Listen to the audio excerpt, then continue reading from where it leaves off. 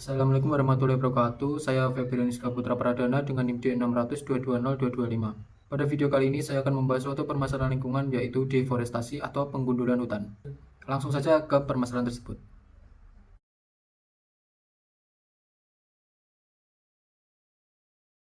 Ada beberapa poin yang akan saya sampaikan untuk permasalahan lingkungan tersebut. Yang pertama yaitu inti permasalahan lingkungan deforestasi. Yang kedua, data dan fakta, beberapa data dan fakta terkait permasalahan lingkungan tersebut. Yang ketiga, komentar, tanggapan terhadap permasalahan lingkungan tersebut. Dan yang keempat, solusi atau penyelesaian terhadap permasalahan tersebut. Inti permasalahan. Deforestasi adalah penggundulan atau penebangan hutan dalam skala besar yang dilakukan untuk berbagai tujuan, seperti membuka lahan pertanian, perkebunan, pembangunan infrastruktur, dan pemukiman. Aktivitas ini mengakibatkan hilangnya habitat alami, penurunan keanekaragaman hayati, perubahan iklim, serta mengganggu siklus air dan tanah. Deforestasi menjadi salah satu penyebab utama perubahan iklim karena hutan berperan penting dalam menyerap karbon dioksida dari atmosfer. Data dan fakta. Data dan fakta terhadap permasalahan lingkungan tersebut adalah yang pertama, laju deforestasi global. Menurut laporan Global Forest Watch pada tahun 2020, dunia kehilangan sekitar 12 juta hektar hutan tropis, termasuk 4,2 juta hektar hutan primer yang sangat penting untuk keanekaragaman hayati dan penyimpanan karbon. Yang kedua, kontribusi terhadap emisi karbon. Hutan tropis yang ditebang setiap tahun melepaskan 2,6 miliar ton CO2 yang setara dengan emisi tahunan dari 570 juta mobil.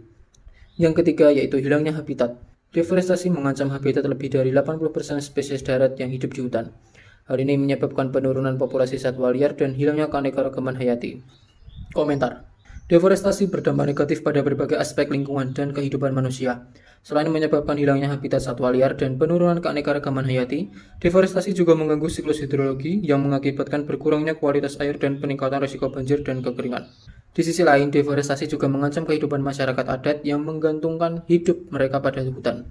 Solusi. Solusi pertama untuk permasalahan kali ini adalah reduce atau mengurangi. Mengurangi konsumsi produk berbahan dasar kayu dan kertas adalah langkah penting dalam mengatasi deforestasi. Dengan mengurangi penggunaan kertas, misalnya melakukan digitalisasi dokumen dan komunikasi, kita dapat mengurangi permintaan terhadap penebangan hutan untuk produksi kertas. Mengadopsi praktek-praktek berkelanjutan dalam industri pertanian dan peternakan seperti agroforestry juga dapat mengurangi tekanan terhadap hutan. Agroforestry menggabungkan penanaman pohon dengan pertanian, yang tidak hanya membantu dalam penyimpanan karbon, tetapi juga meningkatkan produktivitas lahan dan kesejahteraan petani. Selain itu, edukasi dan kampanye kesadaran untuk mengurangi konsumsi produk sekali pakai dan memilih produk dengan jejak ekologis rendah dapat berkontribusi signifikan dalam mengurangi laju deforestasi. Pendekatan ini membutuhkan kolaborasi dari berbagai pihak, termasuk pemerintah, industri, dan masyarakat, untuk menciptakan perubahan yang berkelanjutan dalam pola konsumsi dan produksi. Kemudian yang kedua yaitu reuse atau menggunakan kembali. Penggunaan kembali produk kayu atau barang-barang yang terbuat dari bahan-bahan alami dapat membantu mengurangi kebutuhan akan penebangan hutan baru. Misalnya menggunakan furnitur bekas atau barang-barang kayu hasil daur ulang dalam kehidupan sehari-hari.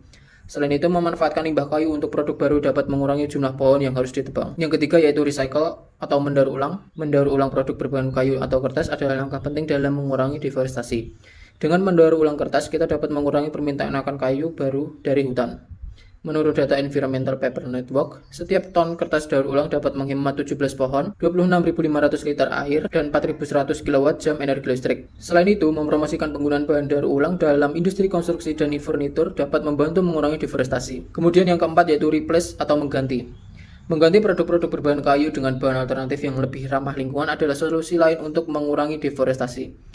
Misalnya menggunakan bambu, rotan, atau bahan komposit yang tidak memerlukan penebangan hutan. Bambu misalnya tumbuh lebih cepat daripada pohon dan dapat dipanen setiap 3-5 tahun tanpa merusak ekosistemnya. Selain itu, memilih produk kertas dan kayu yang bersertifikat ramah lingkungan seperti FSC dapat memastikan bahwa bahan tersebut berasal dari sumber yang dikelola secara berkelanjutan. Kemudian yang terakhir yaitu replant atau menanam kembali. Reboisasi atau menanam kembali hutan yang telah ditebang adalah solusi utama untuk mengatasi deforestasi. Program penanaman pohon yang terstruktur dan didukung oleh pemerintah, perusahaan, dan masyarakat lokal dapat membantu memulihkan ekosistem hutan yang rusak. Menurut World Resource Institute, menanam kembali 350 juta hektar hutan di seluruh dunia dapat menyerap 1,7 miliar ton karbon dioksida setiap tahun. Selain itu, upaya konservasi hutan yang ada melalui kebijakan perlindungan dan pengelolaan yang berkelanjutan juga sangat penting. Untuk kesimpulannya, deforestasi merupakan masalah lingkungan yang serius dengan dampak yang luas dan kompleks. Pendekatan reduce, reuse, recycle, replace, dan replant dapat membantu mengurangi dampak negatif deforestasi dan mempromosikan pengelolaan hutan yang berkelanjutan. Kolaborasi antara pemerintah, industri, dan masyarakat sangat penting untuk menjaga keberlanjutan hutan dan memastikan keseimbangan ekosistem yang mendukung kehidupan manusia dan satwa liar. Upaya bersama ini dapat membantu melindungi hutan, mengurangi emisi karbon, dan memastikan bahwa sumber daya alam tetap tersedia untuk generasi mendatang. Itu yang dapat saya sampaikan, kurang lebihnya dari saya mohon maaf. Wassalamualaikum warahmatullahi wabarakatuh.